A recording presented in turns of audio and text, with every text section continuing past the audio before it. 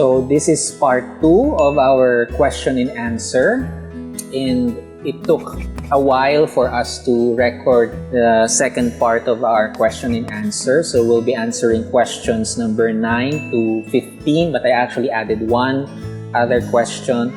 And last time I promised that I will provide references, some sources, books, or other sources for queer theology and queer interpretation.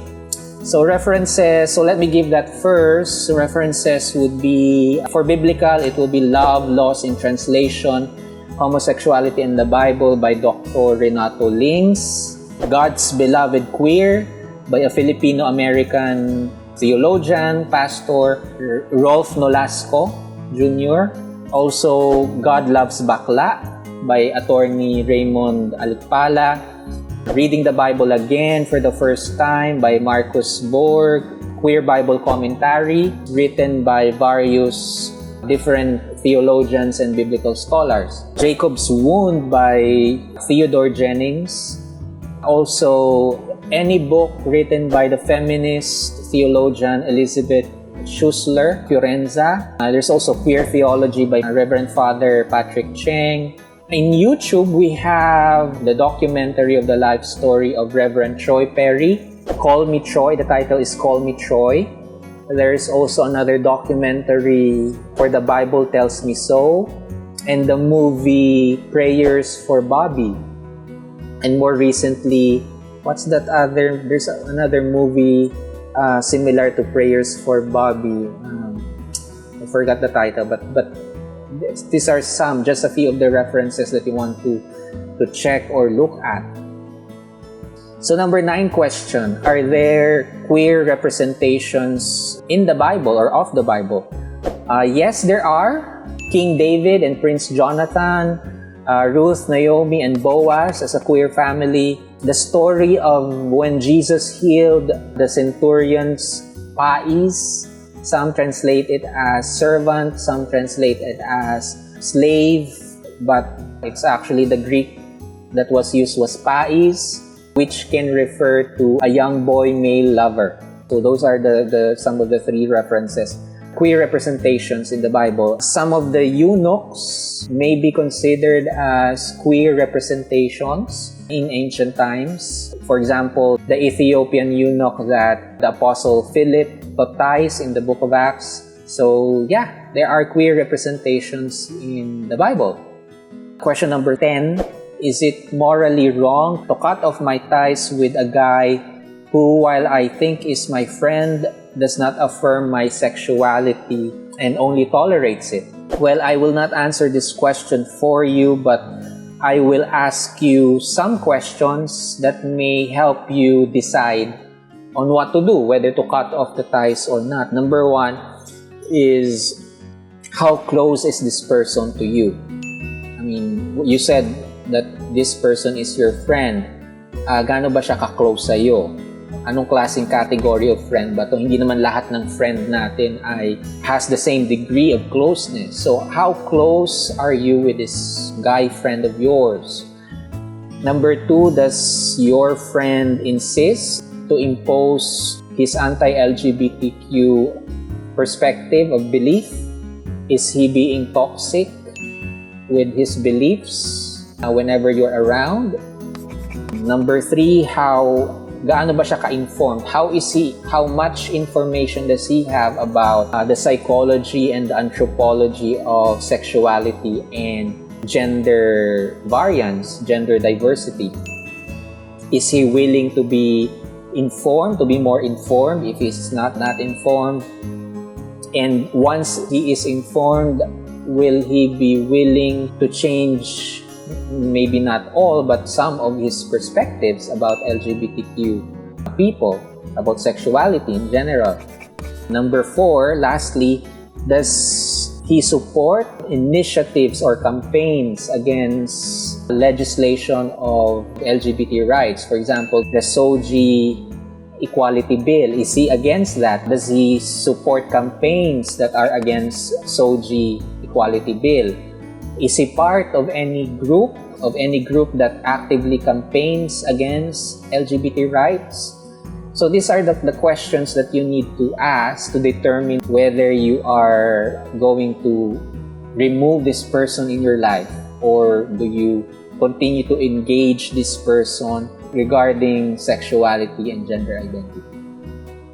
So question number 11, MCC is theologically more Protestant.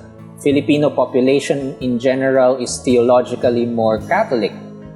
How do you bridge or navigate those theological and liturgical differences? Do you reach out more to Protestants? Do you work twice as hard to make people with more Catholic sense of theology and worship feel welcome too? Loaded yung question, no?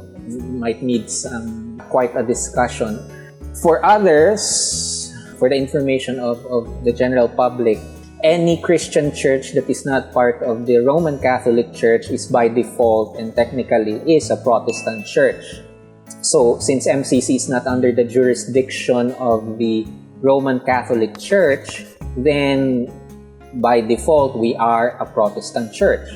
But MCC is more complex than that. MCC, and specifically Open Table MCC, we define ourselves, or we see ourselves as an ecumenical and progressive critical church. We are progressive and ecumenical and critical with our theological perspectives and methods of theological reflection. Meaning that we believe and we consider what is best in every Christian tradition or denomination, whether it be mainline Protestant, Roman Catholic, Eastern Orthodox, or Evangelical Protestant.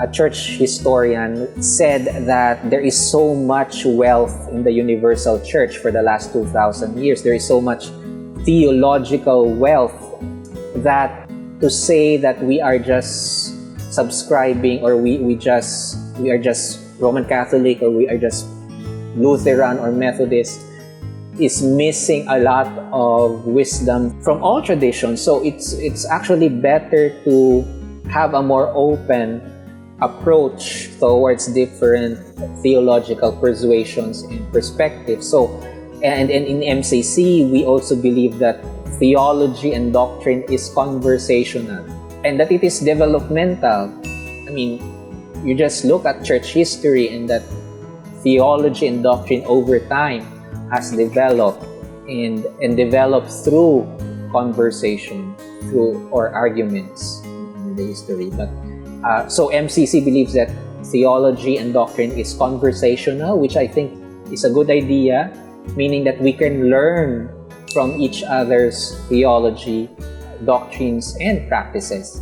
In more concrete ways, the MCC churches in Latin America, like Brazil, Argentina, Mexico, they have taken an approach where their worship is more liturgically Roman Catholic, because that is the religious culture of their area, of their place, of their society.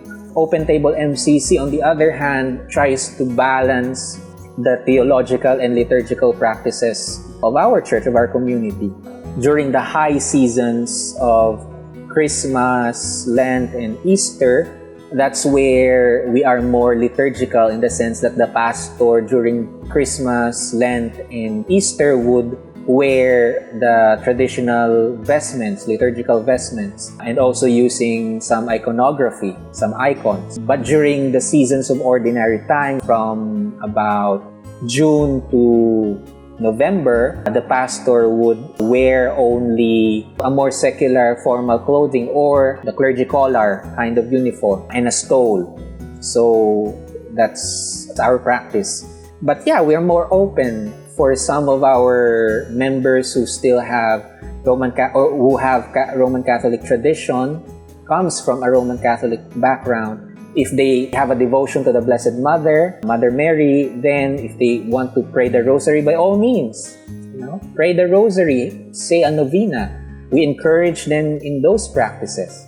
And that should not be a source of conflict or contention among us.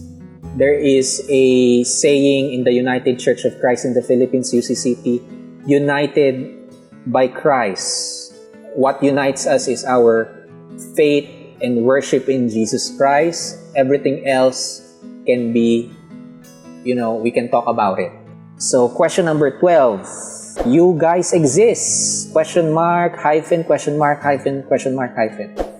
Yes, we do. Yes, we exist. Open Table MCC has been in existence for 13 years with all of our struggles, all of our challenges, as well as all of our joys, all of our mini success, mini triumphs, celebrations in church. So Open Table MCC exists for 13 years already. And MCC, Metropolitan Community Church, as a denomination, has been in existence for almost 52 years, if I'm not mistaken, almost 52 years. And we have churches and ministries in 32 countries around the world. MCC in the Philippines started in 1991. Question number 13, as in a Christian church, how does it work? So yun yung tanong niya. Like any other Christian church, except that we, unlike other more traditional churches, we accept, we affirm, we celebrate LGBTQI plus persons for who they are. We do not convert them. We do not try to say that you can change your sexuality or gender identity. We do not say it's okay to be gay, but stay celibate. Stay chaste. No, we don't say that. We don't practice that. We don't do conversions. We celebrate God's gift of sexuality and gender identity as a church. We have a strong teaching and commitment also for social justice and liberation theology. Some other churches also have social justice teachings, but majority of the churches don't, especially evangelical churches. And like all other churches, so ito naman yung similarity namin with other churches. So like other churches, past and present, we teach, we guide, we encourage LGBTQI plus Christians to grow in their spirituality through personal faith practices, living with and for community, as well as the importance of service, volunteerism, and generosity and justice work. So in many ways, Open Table MCC is like any other church, but in other ways, also Open Table MCC is not like any other church. We are also unique in some ways. Question number 14. Where do you have churches, and do you plan on establishing churches in other locations as well? Where do your members come from, both location-wise, and what religion or denomination did they switch from? Currently in the Philippines, we have 2 churches, affiliated churches, Northern Sanctuary MCC, which is in Baguio, and Open Table MCC, which is, our chapel is in Mandaluyong City. And we have a Bible study group. It's called an Emerging Ministry Group, which is MCC Marikina. And the Emerging Ministry Group is not yet fully affiliated with the denomination. They are renewed annually with the hope that they will be eventually affiliated. So we have 2 MCC church, affiliated church, and 1 Emerging Ministry Group. Because we are in the pandemic right now, so we are not physically gathering for worship. Many of our services now, like in other churches, are all online. Are we going to establish new churches in other places? Of course, we want to have other affirming MCC churches in other places in the Philippines and in the world. But the approach of MCC, there are 2 reasons for the approach of MCC. Number 1, we no longer believe in the traditional approach of sending missionary to a particular place and that missionary will start a church or a ministry group, because that comes from a very colonial past, a colonial understanding. And the second reason also, even if we wanted to do that kind of establishing churches, we can't do it because the MCC churches don't have as much resources as the other churches. But going back to a non-colonial kind of establishing churches, we prefer that someone from a given area or city or place will contact MCC and say, we want to have an affirming church. We want to have an affirming ministry for LGBTQ in our place. How do we go about doing that? So if the person or a group of people are committed to having a ministry in their place, we will have a conversation around that, and then hopefully someone from Open Table will go to them, discuss what MCC is about, what is the theology of LGBTQ ministry, how to go about doing that, and then we will pass them on to the Office of Emerging Ministry to be fully guided, and hopefully they will establish an emerging ministry group in their place, in their area, which will eventually, the hope, it will become an MCC church. And for some years already, we have been getting some people asking about whether we have a church in Davao, in Cebu, or in other places, in Ilocos, in places like Laguna, where I'm from. But none of them actually wants to be founding members or to establish a group. Palagi nilang sinasabi, we will just wait for a group to start. And if only they will, if like 5 people of them who have contacted us will just decide that they will form a group, then they would have had an MCC church by now. But again, this is not just the work of people, this is the work of God. And so let us pray that God will establish more MCC churches or other affirming churches in other places. We have the last question, number 15, but I said I have one other question. There was a question that was raised. So the person was asking, I believe in Jesus Christ and in the work that Jesus have done, in the ministry and the message of Jesus, but I also began to worship a goddess figure. She was asking whether it was okay for her to worship a specific pagan goddess while also believing in Jesus Christ. I believe progressive Christians believe in the diversity and plurality of religions. We respect, we acknowledge, we honor the Hindu religion, the Buddhist faith, or Buddhist practices, Islam, or our Jewish elders, or the naturalist faith of the American Indians, the shamanic faith of the American Indians, and other, what may be considered as pagan spiritualities. So if you feel that you are more able to align spiritually with a specific goddess worship, while at the same time you believe in the work and the message of Jesus Christ, I think that's okay.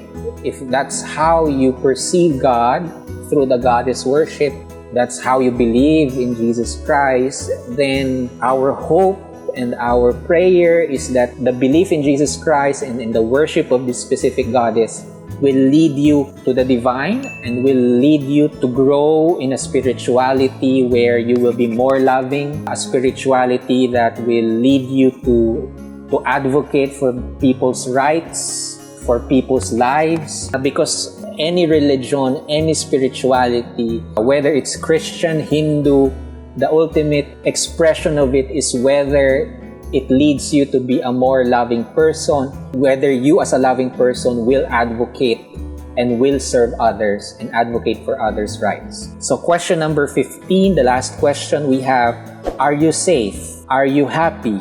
Is your faith working for you? Yes, I am happy. I am happy as a gay Christian and a pastor leading a small church community of MCC. And I think that it's fabulous. Our faith is fabulous. And as far as I know about our parishioners, our congregants, the integration of their sexuality and spirituality, their faith, their Christian faith, has made significant positive changes in their lives. We have one member who has been with MCC for 20 years, longer than I have been. He has always testified about his faith and his sexuality, the integration of his faith and sexuality, making positive impact in his life.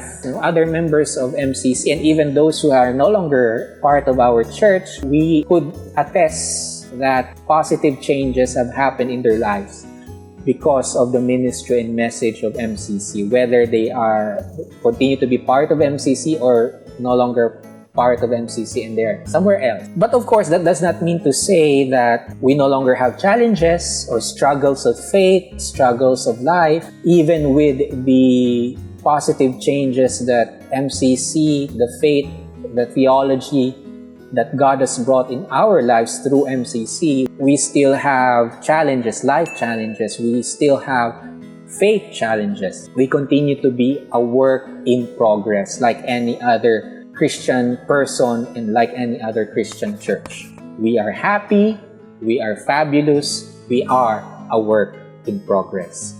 We are MCC. So it is good to have questions and to challenge one's faith. Doubt is not the opposite of faith. It's actually certainty. Certainty is the opposite and the enemy of faith. As a healthy amount of doubt helps faith to grow. Faith has to be ever growing and evolving, which includes doubts, questions, and uncertainties. A faith unquestioned is a shallow faith.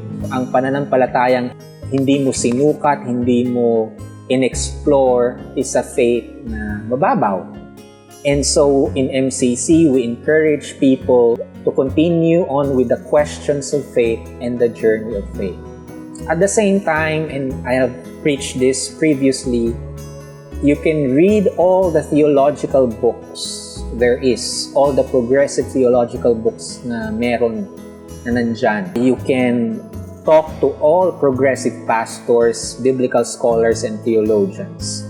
But what you are really seeking, what you are really looking for is God's love in your life.